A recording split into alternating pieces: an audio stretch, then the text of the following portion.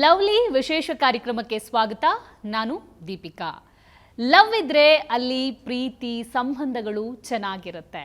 So ಅದೇ ರೀತಿ ಈ ಸಿನಿಮಾದಲ್ಲಿ ಲವ್ ಸಂಬಂಧಗಳು ಪ್ರತಿಯೊಂದು ಕೂಡ ಚೆನ್ನಾಗಿರುತ್ತೆ ಅಂತ ಟ್ರೈಲರ್ ನೋಡಿದರೆ ಗೊತ್ತಾಗುತ್ತೆ. ಸಂಬಂಧಕ್ಕೆ ಹೆಚ್ಚಿನ ಬೆಲೆ ಕೊಟ್ಟಿರುವಂತಹ ಲವ್ಲಿ ಸಿನಿಮಾ ಇದೀಗ ರಿಲೀಸಿಗೆ ರೆಡಿ ಆಗಿದೆ. ಅದರ ಬಗ್ಗೆ ಮಾತಾಡೋಕ್ಕೆ ಚಿತ್ರತಂಡ ನಮ್ಮ ಜೊತೆಗೆ ಜಾಯ್ನ್ ಆಗಿದೆ. ಚಿತ್ರದ ನಾಯಕನಾಗಿರುವ ಕಂಚಿನ ಕಂಠದ ನಾಯಕ ವಸಿಷ್ಠ ಸಿಂಹ ಅವರು ನಮ್ಮ ಜೊತೆಗಿದ್ದಾರೆ. Hi sir, welcome to the show. ನಮಸ್ಕಾರ. ಏನು ಚಿತ್ರದ ನಾಯಕಿ ಸ್ಟೇಫಿ ಪಟೇಲ್ ಅವರು ನಮ್ಮ ಜೊತೆಗಿದ್ದಾರೆ. Hi, welcome to the show. ನಮಸ್ಕಾರ. ಸ್ಟೇಫಿ ಪಟೇಲ್, ಕರೆಕ್ಟ್. ಇವರು ಸಿನಿಮಾದಲ್ಲಿ ಇದ್ದಾರೆ ಅಂದ್ರೆ ಒಂದು ಸ್ವಲ್ಪ ಕಾಮಿಡಿ ಜಾಸ್ತಿನೇ ಇರುತ್ತೆ. ಸೂರಜ್ ಅವರು ನಮ್ಮ ಜೊತೆಗಿದ್ದಾರೆ. Hi Suraj, welcome to the show. ನಮಸ್ತೆ ಮೇಡಮ್. ಓಕೆ, ಕಾಮಿಡಿ ಇದೆ, ವಿಲನು ಇದೆ, ಹೀರೋ ಇದೆ, ಪ್ರೀತಿ ಇದೆ. ಪ್ರೀತಿ ಇದೆ. ಸೊ ನಿಮಗೆ ಕನ್ನಡ ಇಂಡಸ್ಟ್ರಿ ಬಗ್ಗೆ ಮಾತಾಡಬೇಕಂದ್ರೆ ಈ ಸಿನಿಮಾ ಎಷ್ಟು ಸ್ಪೆಷಲ್? ಈ ಸಿನಿಮಾ ನನಗೆ ತುಂಬಾ ಸ್ಪೆಷಲ್ ಆಗಿದೆ. I say that because all the films that I have done in my life, I have never played a role like Janani. That's why it's the most special to me. The way Janani's character is written in scripts, overall the film lovely in how she's placed in the film is so amazing. The first time when I heard the synopsis, when Chetan sir narrated it to me, and I was like, sir, I mean, I would love to live Janani in real life obviously I'm not getting to live Janani, so at least in the film I would love to. And she's got to play such variations in the film, so many emotions, different emotions that she goes through, different segments of life that she goes through. So all that to play, to feel her, to be her in front of the camera has been most special to me. And once you see the film, you see the graph, I'm sure everybody will be very happy.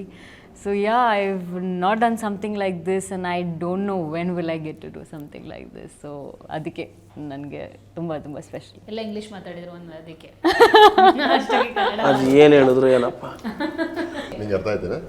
ಅರ್ಥ ಆಯ್ತು. ಅದೇ lovely ಅರ್ಥ ಆಯಿತು, ಆಮೇಲೆ cinema ಅರ್ಥ ಆಯಿತು, ಆಮೇಲೆ ಜನನಿ ಅರ್ಥ ಆಯಿತು. ನಾನು ಒಂದು ವಿಚಾರ ಬಂದ ತಕ್ಷಣ ಜನನಿ ರೆಡಿನಾ ಅಂತಂದ್ರು. ನಾನು ಇವರ ಹೆಸರು ಯಾವಾಗ ಚೇಂಜ್ ಆಯ್ತು ಅಂದ್ಕೊಂಡೆ. ಸೊ ಕಥೆಯೊಳಗಡೆ ವಸಿಷ್ಠ ಅವ್ರು ಎಷ್ಟು ಒಳ ಹೋಗಿದ್ದಾರೆ ಅನ್ನೋದು ಇದ್ರಲ್ಲಿ ಗೊತ್ತಾಗುತ್ತೆ. ಹೆಸರನ್ನೇ ಅಂದ್ರೆ ಅವರ ಹೆಸರನ್ನ ಕರೆಯೋದು ಬಿಟ್ಟು ಜನನಿ ಅಂತ ಪಾತ್ರದ ಹೆಸರನ್ನ ಕರೆದ್ರಲ್ವಾ. ಸೊ ಎಷ್ಟು ಸ್ಪೆಷಲ್ ಅಂತ ಹೇಳಿ ಈ ಸಿನಿಮಾ. ಇದು ಆ್ಯಕ್ಚುಲಿ ಅಂದರೆ ಮೊನ್ನೆ ಒಂದು ಕಾರ್ಯಕ್ರಮಕ್ಕೆ ಹೋಗಿದ್ವಿ, ಕಾಲೇಜ್ ಕಾರ್ಯಕ್ರಮಕ್ಕೆ. ಅಲ್ಲಿ ಮಾಮೂಲಿ ಕಾಲೇಜು ಆಂಬಿಯನ್ಸ್ ಗೊತ್ತಲ್ಲ, ಫುಲ್ಲು ಕ್ರೌಡು. ಅಲ್ಲಿ ಹುಡುಗರು ಕಾರ್ಯಕ್ರಮ ಮುಗಿದ ಮೇಲೆ ಇಳಿದು ಬರ್ತಾ ಇದ್ವಿ. ಎಲ್ಲ ಚಿಟ್ಟೆ ಅಂತ ಒಂದಷ್ಟು ಜನ, ಸಿಂಹ ಅಂತ ಒಂದಷ್ಟು ಜನ ಕೂಗ್ತಿದ್ರೆ, ಗ್ಯಾಪಲ್ಲಿ ಒಂದಷ್ಟು ಜನ ಹುಡುಗರು Janani we love you, Janani I love you ಅಂತ. So with that glimpse of the trailer ಅಲ್ಲಿ ಜನನಿನ ಹೆಸರು ಬರ್ತದೆ. ಇನ್ನು ಎಪಿಸೋಡ್ಸ್ ನೋಡಿದ್ದಾರೆ, ಅದರ ಮೂಲಕನೇ ಕನೆಕ್ಟ್ ಆಗಿದ್ದಾರೆ ಒಂದಷ್ಟು ಜನ. ಅಂದರೆ ತುಂಬ ಖುಷಿ ಆಯ್ತು ನನಗೆ ನೋಡಿದಾಗ. ಆ್ಯಂಡ್ ನನಗೆ ಅಫ್ಕೋರ್ಸ್ ಈ ಸಿನಿಮಾನೇ ತುಂಬ ಸ್ಪೆಷಲ್. ಈ ಒಂದು ಪಾತ್ರಗಳು, ಪ್ರತಿ ಪಾತ್ರ ಈ ಸಿನಿಮಾದಲ್ಲಿರೋದು ಸಿಕ್ಕಾಪಟ್ಟೆ ಸ್ಪೆಷಲ್. ಅಂದರೆ ಯಾವುದೂ ಸುಖ ಸುಮ್ಮನೆ ಬರೋಲ್ಲ. ಆ್ಯಂಡ್ ಬಂದಂಥ ಪಾತ್ರಗಳು ನಮಗೆ ಏನೋ ಒಂದು ಹೇಳದೆ ಹೋಗಲ್ಲ. ಸೊ ಎಲ್ಲವಕ್ಕೂ ಒಂದು ತುಂಬ ಆಳವಾದ ಒಂದು ವಿಷಯ ಇದೆ, ವಿಚಾರ ಇದೆ. ಆ್ಯಂಡ್ ಆ ಎಲ್ಲ ಪಾತ್ರಗಳು ಅಷ್ಟೇ ಚೆನ್ನಾಗಿ ಕೂಡು ಬಂದಿದೆ. ಎಲ್ಲರೂ, ಪ್ರತಿ ಆ್ಯಕ್ಟರ್ ಈ ಸಿನಿಮಾದಲ್ಲಿ ಎಷ್ಟು ಚೆನ್ನಾಗಿ ಪರ್ಫಾರ್ಮ್ ಮಾಡಿದ್ದಾರೆ ಅಂದರೆ to the best of their potential. ಅಂದರೆ ಈಗ ಬಂದೇನೋ ಏನೋ ಒಂದು ಪಾತ್ರ ಆ್ಯಕ್ಟ್ ಮಾಡದೆ ಹೋದೇನೋ ಹಂಗೆ ಮಾಡಿಲ್ಲ. ಎಲ್ಲರ ಇನ್ವಾಲ್ವ್ಮೆಂಟು, ನೀವು ಯಾರನ್ನೇ ಕೇಳಿ, ಯಾರೇ ಎಲ್ಲೇ ಸಿಕ್ಕಿದಾಗ ಲವ್ಲಿ ಅಂತ ಸುಮ್ಮನೆ ಟೈಟ್ಲ್ ಹೇಳಿ ಅವರೊಂದು ಶುದ್ಧ ಮಾತಾಡ್ತಾರೆ ಅದ್ರ ಬಗ್ಗೆ. ಅಷ್ಟು ಕಾಡಿದೆ ನಮ್ಮನ್ನೆಲ್ಲ ಈ ಒಂದು ಕಥೆ. ಸೊ ಅಂಥ ಒಳ್ಳೆ ಕಥೆಯಲ್ಲಿ ಅಂಥ ಒಳ್ಳೆ ಪಾತ್ರಗಳನ್ನ ಇಂಥ ಒಳ್ಳೆ ನಟರು ಪೋಷಿಸಿದಾಗ ತುಂಬ ಖುಷಿಯಾಗುತ್ತೆ. ಅಂದರೆ ಯು ಫೀಲ್ ಕಂಪ್ಲೀಟ್ ಒಂಥರ. ಆ ಸಿನಿಮಾಗೆ ಒಂದು ಆ ರಂಗೆ ಬೇರೆ ಆಗುತ್ತೆ. ಸೊ ಆ ಥರದ ಪಾತ್ರಗಳಲ್ಲಿ ಪ್ರಮುಖವಾದ ಪಾತ್ರ ಜನನಿ ಪಾತ್ರ. ತುಂಬಾ ಅಂದರೆ ಜನರಲಿ ಒಂದು ಸಿನಿಮಾ ಅಂದಾಗ ಹೀರೋಯಿನ್ಗಳಿಗೆ ಆ್ಯಕ್ಟಿಂಗ್ ಓರಿಯೆಂಟೆಡ್ ರೋಲ್ಗಳು ಕಡಿಮೆ, ವಿರಳ. ಸೊ ಅಂಥ ವಿರಳ ಪಾತ್ರಗಳಲ್ಲಿ ಇಷ್ಟು ವೇರಿಯೇಷನ್ಸು, ಇಷ್ಟು ಎಮೋಷನ್ಸ್ನ ಟ್ಯಾಪ್ ಮಾಡ್ತಕ್ಕಂಥ ಕ್ಯಾರೆಕ್ಟರ್ ಬರೆಯೋದು ಕಡಿಮೆ. ಸೊ ಮರಸುತ್ತೋದೇ ಇರುತ್ತೆ ಜಾಸ್ತಿ. ಒಂದು ಡ್ಯುಯೆಟ್ಟು, ಒಂದು ರೊಮ್ಯಾನ್ಸು, ಮರಸುತ್ತು, ಇಂಥದ್ರ ನಡುವೆ ಒಂದು ಸ್ಟ್ಯಾಂಡೌಟ್ ಕ್ಯಾರೆಕ್ಟರ್ ಬಂದಾಗ ತುಂಬ ಖುಷಿಯಾಗುತ್ತೆ. ಅದನ್ನು ಅಷ್ಟು ಚೆನ್ನಾಗಿ ಅರ್ಥ ಮಾಡಿಕೊಂಡು ಒಬ್ಬ ನಟಿ ಪುಲ್ ಆಫ್ ಮಾಡಿಬಿಟ್ರು ಅಂತೂ ಅದು ನನಗೆ ಆ್ಯಸ್ ಎನ್ ಆಡಿಯನ್ಸ್, ಒಬ್ಬ ಪ್ರೇಕ್ಷಕನಾಗಿ ನನಗೆ ತುಂಬ ಖುಷಿ ಕೊಟ್ಟಂಥ ಪಾತ್ರ ಜನನಿ. ಒಳ್ಳೆ ನಟಿ. ನನಗೆ ಮೊದಲು ಅದು ನಮ್ಮ ಡೈರೆಕ್ಟ್ರಿಗೆ ನಮ್ಮ ಶೂಟಿಂಗ್ ಶುರು ಆಗೋಯ್ತು. ಆ್ಯಕ್ಷನ್ ಬ್ಲಾಕ್ಸಿಂದ ಶೂಟಿಂಗ್ ಶುರು ಮಾಡಿದ್ದು ನಾವು. ಹೀರೋಯಿನ್ ಇನ್ನೂ ಫೈನಲ್ ಆಗಿರಲಿಲ್ಲ, ಹುಡುಕ್ತಿದ್ದ ಒಂದು 6-7 ತಿಂಗಳು ಹುಡುಕಾಟ. ಸೊ ಆವಾಗ ನನಗೆ ಹೇಳಿದ್ದ ಹೆಸರು ಸ್ಟೆಫಿ ಪಟೇಲ್ ಅಂತಣ, ಮಾಡೆಲ್, ಫೈನಲ್ ಆಗಿದೆ ಅಂತ. ಯಾರಪ್ಪ ಅಂದೆ. ಅಣ್ಣ ನಾರ್ತ್ ಇಂಡಿಯನ್ ಅಪ್ಪ, ನಿನ್ನ ದಮ್ಮ ಅಂತೀನಿ, ಬೇಡ ನನ್ನನ್ನು ಸಾಯಿಸ್ತೀಯ ನೀನು. ಸೊ ಕನ್ನಡ ಬರಲಿಲ್ಲ ಅಂದರೆ ತುಂಬ ಕಷ್ಟ ಇದೆ, ನಿನಗೂ ಕಷ್ಟ ಆಗುತ್ತೆ. ತುಂಬ ಡೆಪ್ತ್ ಇರೋ ರೋಲು, ಅಂದರೆ ಆಲ್ಮೋಸ್ಟ್ ಅಂದರೆ ನಾಯಕನ ಪಾತ್ರಕ್ಕೆ ಸಮವಾಗಿ ಬರುತ್ತೆ. ಅದರ ಎಮೋಷನ್ಸ್ ಆಗಲಿ, ವೇರಿಯೇಷನ್ಸ್ ಆಗಲಿ, ಅಷ್ಟು ಒಳ್ಳೆ, ಅಂದರೆ ಅಷ್ಟು ಡೈನಮಿಕ್ಸ್ ಇರೋ ಪಾತ್ರನ ಭಾಷೆ ಬರದೆ ಪಾಪ ಯಾರಾದರೂ ಅವ್ರು ಎಷ್ಟೇ ಒಳ್ಳೆ ನಟರಾದರೂ ಹೆಂಗೆ ಪುಲ್ ಆಫ್ ಮಾಡ್ತಾರೆ, ಕಷ್ಟ ಆಗುತ್ತೆ ಕಣೋ ಅಂತ. ಅವ್ರಿಗೂ ಕಷ್ಟ, ನಮಗೂ ಕಷ್ಟ.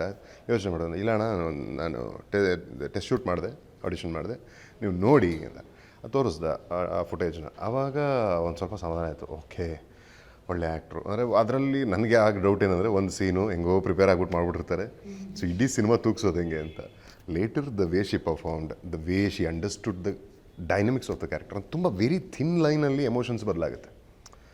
ಸಣ್ಣ ಸಣ್ಣ ನ್ಯೂಆನ್ಸಸ್ನ, ಅಂದರೆ ಆಕೆಗೆ ಒಬ್ಬ ಬಬ್ಲಿ ಕಾಲೇಜ್ ಗೋಯಿಂಗ್ ಹುಡುಗಿಯಾಗಿ ಒಂದು ರಿಚ್ ಬ್ಯಾಕ್ಗ್ರೌಂಡ್, ರಿಚ್ ಫ್ಯಾಮಿಲಿ ಬ್ಯಾಕ್ಗ್ರೌಂಡಿಂದ ಬಂದಂಥವಳು, ಅವಳ ಲೈಫಲ್ಲಿ ಆಗ್ತಕ್ಕಂಥ ಎಮೋಷ್ನಲ್ ರೋಲರ್ ಕೋಸ್ಟರ್ನ ಒಬ್ಬ ಪ್ರೇಮಿಯಾಗಿ, ಒಬ್ಬ ಪತ್ನಿಯಾಗಿ, ಇದೆಲ್ಲನೂ ಅಮೇಝಿಂಗ್ ಆಗಿ ಪರ್ಫಾರ್ಮ್ ಮಾಡಿದ್ದಾರೆ. And I wish her all the success.